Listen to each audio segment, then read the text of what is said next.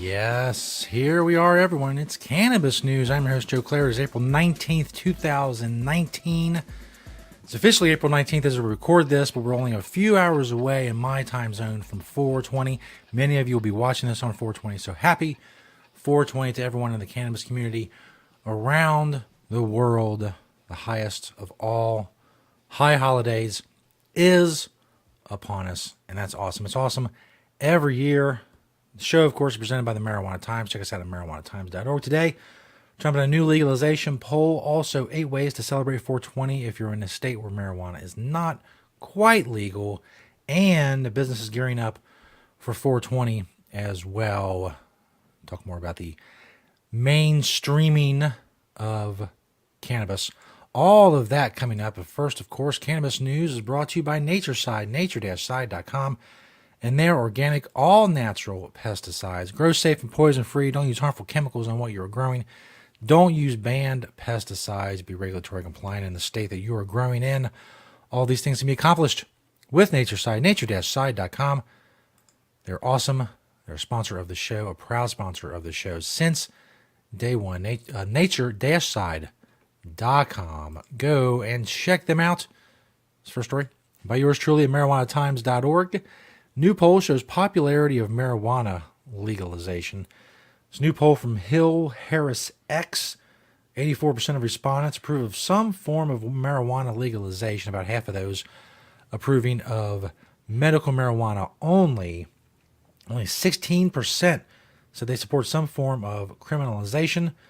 Of course, there's the usual demographic conditions. The older folks are less likely to back legalization. The more conservative Republican folks are less likely to back legalization. With this poll, many other polls, just every couple weeks, another huge poll comes out, a national poll that shows well over 60% for recreational marijuana legalization approval, well over 80% for medical marijuana, more than 90% in many states.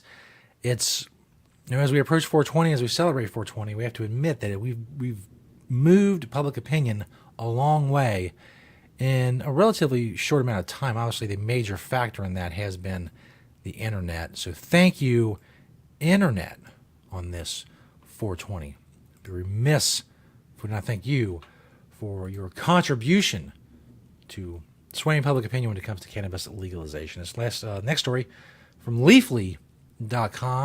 8 ways to celebrate 420 if cannabis is illegal where you live.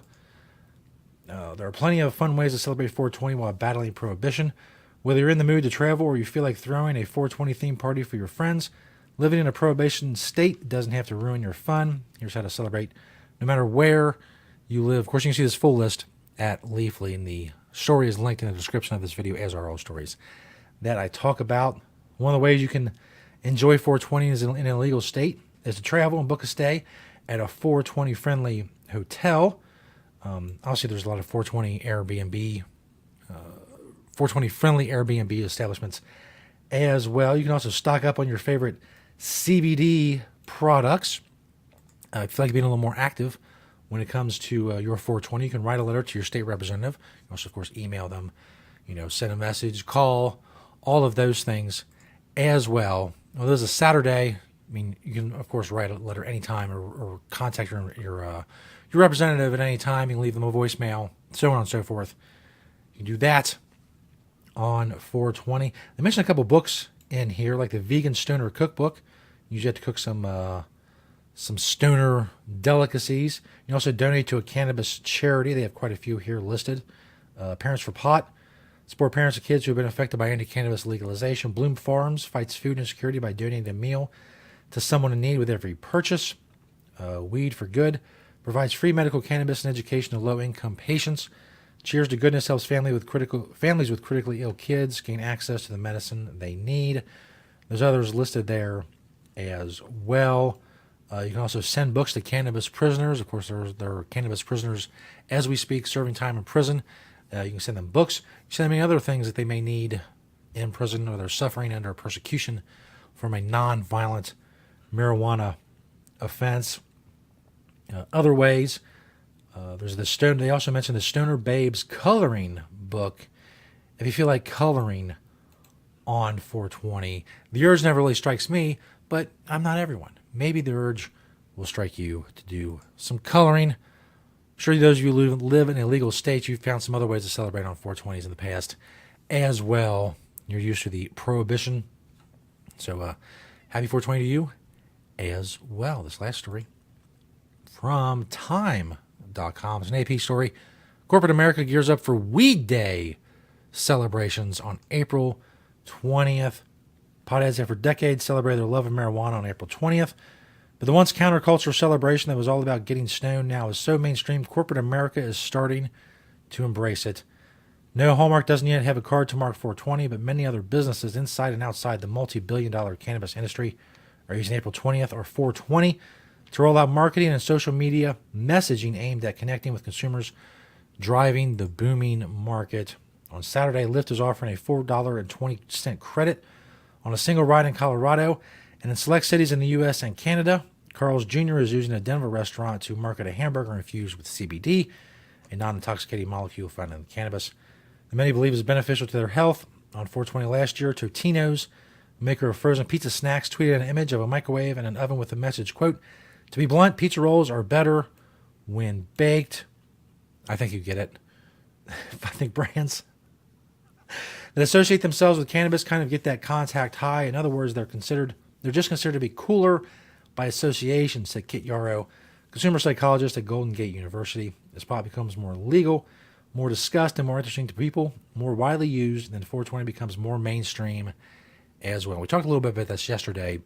People lament, the coming of corporate 420 and all that. Look, it's a good thing if big mainstream companies want to be cool by being associated with cannabis instead of wanting to avoid cannabis because of the stigma, the illegality, or whatever. Marijuana becoming mainstream is going to be the final nail in the coffin of prohibition. When even the most hardcore prohibitionists are going to be like, we've lost this battle. It's as mainstream as alcohol. It's as socially accepted. There's no way we can continue to fight this. And people who are against legalization will finally throw up their hands and say, look, that's it. We've lost. And then the final vestiges of prohibition can be wiped away. And the final pillars, if you will, of legalization can be erected. That's a bit of an epic, analogy or whatever. But I think it fits. It's 420. It's good enough. Have fun with your celebrations of 420. Be safe. Make sure you follow the Marijuana Times in YouTube and Vimeo. Search the Marijuana Times on there and subscribe. Also, subscribe to us on Apple Podcasts for the audio-only version of the show. Thank you to Nature Side, nature-side.com, and their organic, all-natural pesticides. Thank you to you for watching and listening and sharing and commenting and all that. Happy 420 once again, and we'll see you next time, next week, right here on Cannabis News.